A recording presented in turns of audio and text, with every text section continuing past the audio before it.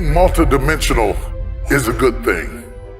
So when you start thinking about streams of income, think of multiple streams of income. I wanted to preach. I'm called to preach. You know me from preaching. You know me from ministering the gospel. And I love what I do. But I had dreams for my children that were bigger than what I do. I did not want my children to have to fake being me in order to be successful.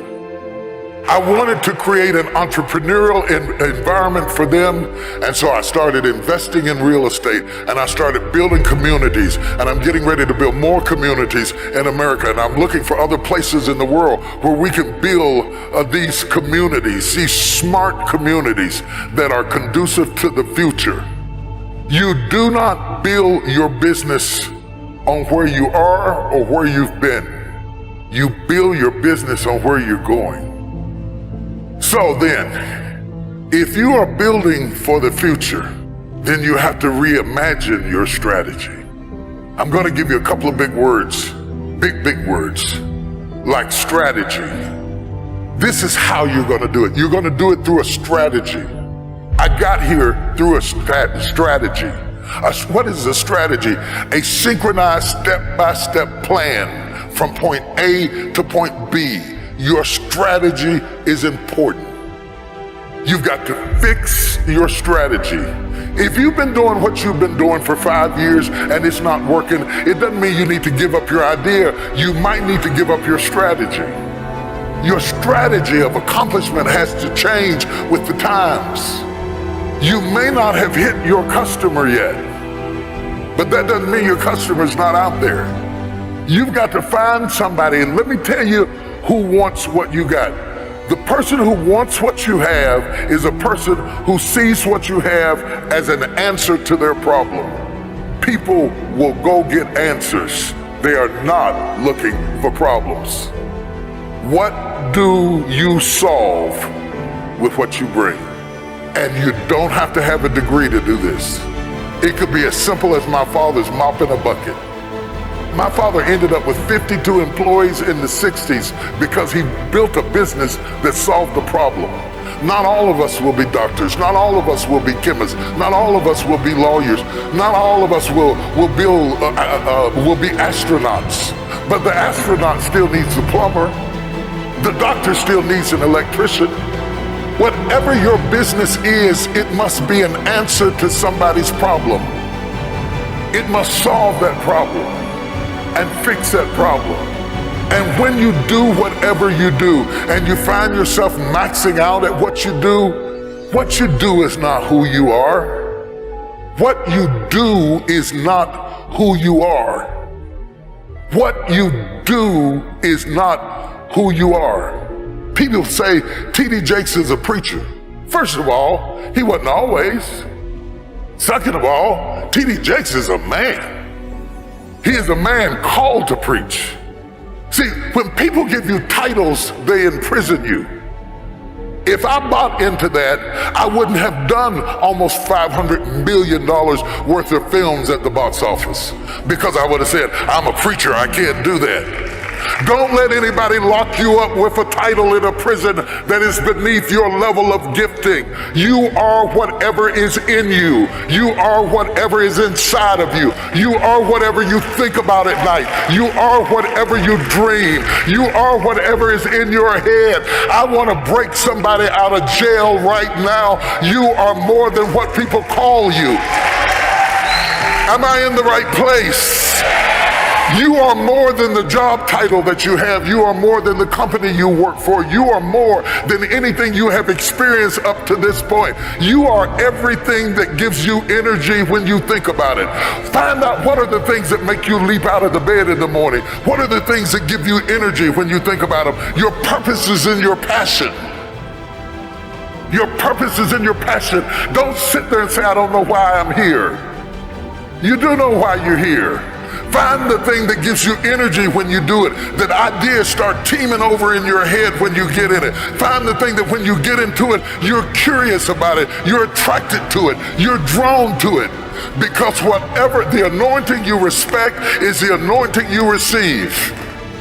Oh, can I talk to you, somebody? The anointing you respect is the anointing you receive. So the person that you idolize, you probably idolize them because they're doing something that is in you. Other people ignore them. And you would walk a mile to hear them or see them or hear them sing or watch them build or hear them orate or whatever it is that they do. It's because it's in you. When I was 8 years old, I was sitting in the back of the car with my mother, and my mother was a speaker, and she went out and did public speaking. And I was sitting in the back of the car. At 8 years old, I said, right now I'm going to hear you speak. And they called me Miss Jake's son. But the time will come, you'll come to hear me speak, and they'll call you Tom Jake's mother. Instincts are inside of you, and they are never one-dimensional. You are more than your job. So if your job goes down, it doesn't mean you have to go down. While you're working for a company, never stop branding yourself. One of the problems that I find prevalent with millennials who, by the way, I love mentoring you above anybody. You are the best investment because you have the longest shelf life. You will outlast me, and you assure the fact that my work continues. I cannot have success without a successor. So I'm committed to you winning. Let me say that first of all. I am committed to you winning. The problem is, your strength is your weakness. You were raised with technology, which is a great strength, but it's also a great weakness. Because when you are raised with something that responds in predictable ways by touch, when you are placed in unpredictable situations, you don't do well. Because you expect people to respond like computers. They do not. People respond in unpredictable ways. And let me tell you something that you're gonna have to become more proficient in. Relationships. And relationships are not text. They're not tweets.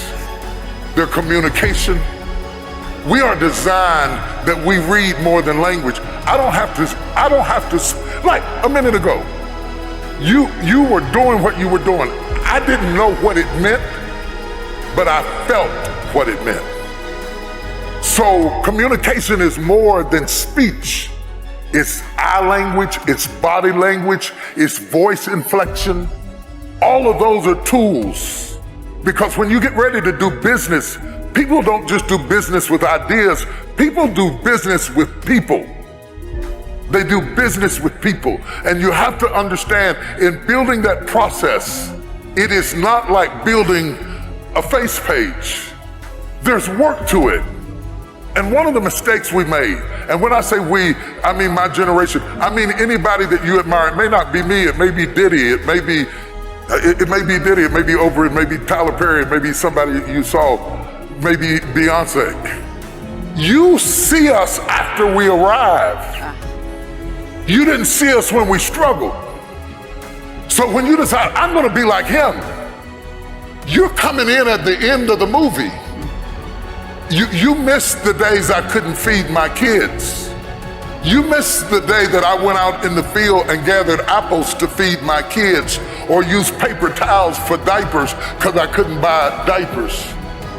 You came in later when you saw me on TV, and you want to leap over all of those no's to get to a yes.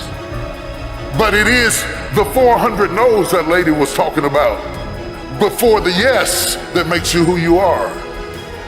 And when you get a no, you give up and say, this must not be it. That's not true. That woman got 399 no's before she got one yes. You have to have the resolve inside of yourself to resist the temptation to believe the detractors and to continue to believe the voice within. And why is that important? It is the strength you gain from your failures that make you strong enough to stand up to your success. If I wanted to really destroy you right now, real fast, real quick, I would give you my life. right now, and all that goes with it, and all the 300 and so employees of my little company, I would give it all to you right now in a flash, and say, there, it's yours, take it. You know why that would be criminal? I didn't give you the struggle and the strife and the experience and the pain that created it. You wouldn't be able to handle it. You wouldn't be able to stand it. It would be murderous to win too soon. Let me go biblical on you. The reason the prodigal son ended up in the hog pen is not that he didn't get what was his. It was that he got what was his too soon. And there is something to be respected about process. The process, the little steps that make a mile. It is not the destination. It is the things you learn along the way. It is the people who beguiled you and tricked you that make you wiser. Wisdom is made out of the stupid things you did before you got it. Don't miss it. That process is invaluable to you getting there. Does that mean that you have to be my age before you get there? Absolutely not. But it does mean that you don't go from thinking a thought to producing an idea without pain no more than a woman goes from having sex to getting up in the morning with a baby in her arms. The gestation period is critical. Gestation creates formation. They teach CEOs to always be interviewing. And when I learned that, every time I have lunch or eat with somebody or meet somebody at the bus stop or ride in the car with somebody, I'm always asking questions. They don't know, but I'm secretly interviewing them, seeing if they have a skill that I can use in our company or on our team, or they have some ability that would accentuate me. Because I always want to surround myself with people who are good at what I am not good at. I guarantee you, if I look into your phone is filled with names of people who do what you do. You gotta break out of the box of only hanging out with people who do what you do. Because if you only surround yourself with people who do what you do, inevitably they will compete with you. But if you surround yourself with people who are good at what you're not good at, they will complete you. Go from surrounding yourself with people who compete with you to surrounding yourself with people who complete you. So the lawyer needs to hang out with the doctor, and the doctor needs to hang out with the dentist, and the CEO needs to hang out with the preacher, because I always get excited when I have a friend that doesn't do what I do.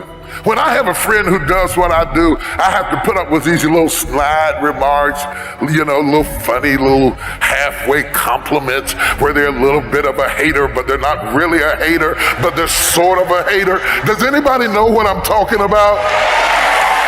Where they give you these little halfway compliments that you don't know how to take, and you sort of give them a half grin, and you walk away wondering, what did they mean by that?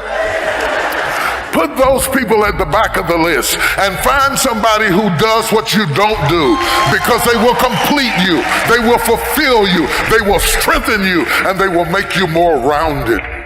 And they will give you different perspectives if you have the courage to admit what you're not good at. You will find out who to pick to surround yourself with. I want to hire my weaknesses, not my strengths. Because when you hire your strengths, they're just waiting on you to get sick so they can take your job. Hire your weaknesses.